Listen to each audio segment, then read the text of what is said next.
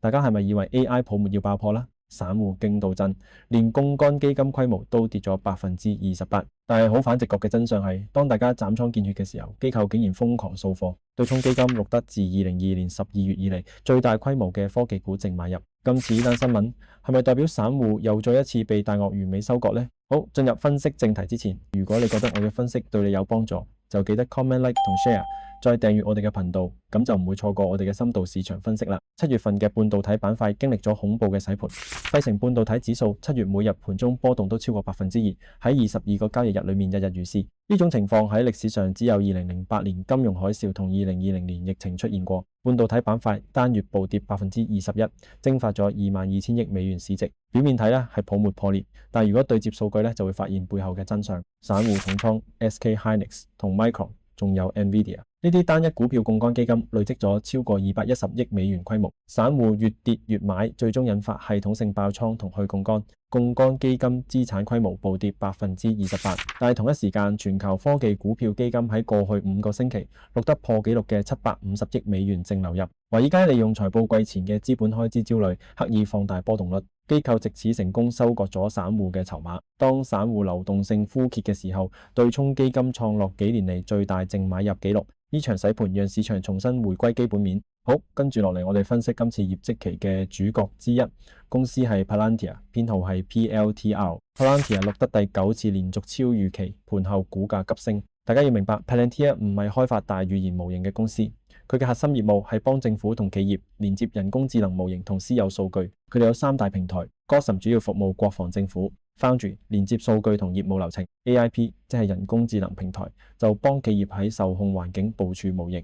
簡單嚟講 ，Palantir 嘅角色係讓模型喺真實世界產生經濟價值。公司堅持只同符合西方價值觀嘅實體合作，呢個策略鞏固咗佢喺美國同5眼聯盟嘅護城河。不過呢個做法亦都限制咗國際市場嘅拓展。我哋嚟睇下具體數據。Palantir 第2季度總收入19億3500萬美元，按年大增93%。美國商業收入按年飆升149%至7億6400萬美元。美國政府收入增長90%至8億0900萬美元。美國業務佔總收入81%，淨流存率達到157%。呢個數字證明原有客戶正在大幅增加消費。利潤方面，扣除利息同稅項前盈利，即係 EBIT， 營運利潤率達到47%，經調整營運利潤率更高達62%。每股收益即係 EPS 錄得0.41美元，超出市場預期24%。現金流表現極為出色，經調整自由現金流達到12億2千萬美元，自由現金流利潤率高達63%。公司手握92億美元現金，而且零負債。管理層連續第3次上調全年指引，預計全年收入達到81億5千萬至81億6千萬美元。執行長 Alex Karp 表示，市場對人工智能主權嘅需求已經釋放。Palantir 係唯一證明能夠將模型轉化為經濟價值嘅公司。睇好嘅理由好清晰，營運增長質量極高 ，Rule of 40指標達到155%，財務狀況非常健康。不過睇淡嘅陣營亦有理據，公司目前預期市銷率高達38.5倍，估值容錯空間極少。每季度有2至3億美元嘅股份薪酬會持續稀釋股東權益。3季度預計環比增長11.7%，增速相比2季度有所放緩。我個人嘅第二層次思維係 Palantir 嘅業務質量毋庸置疑，佢已經係人工智能領域嘅3冠王。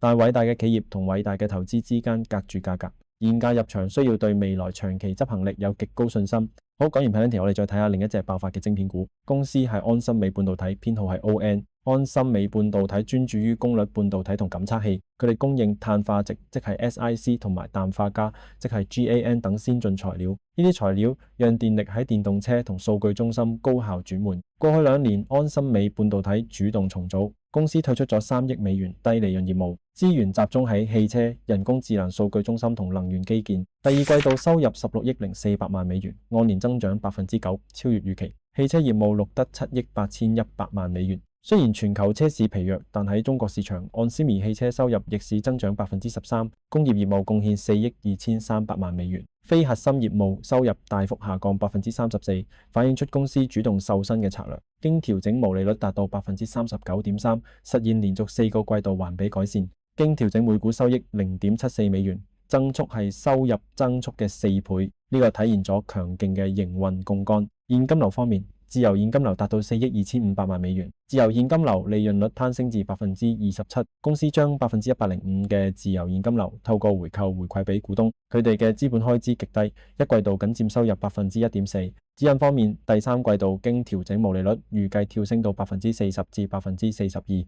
最令人驚喜嘅係人工智能數據中心業務，管理層預計2026年相關收入將會翻倍，突破5億美元。執行長哈森 El-Khoury 指出，安森美半導體已經進入 NVIDIA MGX 生態圈，公司同時獲得咗 AWS 嘅訂單。睇好安森美半導體嘅邏輯好簡單，人工智能數據中心成為第二增長引擎，毛利率進入上升通道，估值相比其他概念股非常合理。睇淡嘅因素包括全球汽車需求尚未完全復甦，以及碳化矽競爭激烈。總括嚟講，安森美半導體正處於破繭而出嘅階段，利潤改善嘅質量遠超表面數字，佢係半導體板塊中穩中求進嘅優質選擇。好，總括嚟講，我哋睇一睇市場嘅最新形勢。目前市場嘅利好因素非常明顯，企業盈利超預期率處於歷史高位，美股資金流向極度有利，油價下跌緩和通脹壓力，製造業數據亦展現經濟韌性。不過8月份嘅市場依然充滿挑戰，中東局勢隨時有反覆，電子零組件價格持續上漲，半導體板塊嘅波動率亦處於歷史高位。同時市場亦喺等待本週 SpaceX 嘅首份業績報告以及解禁消息。正如華爾街巨頭 Citadel 所講，過度嘅投機行為已經被清洗，企業盈利依然喺背後支撐住大市。投資者可以減少對短線倉位嘅關注，將精力放喺企業基本面上。好啦，今集嘅財經浩談就到呢度，我係李浩然，我哋下一集再見。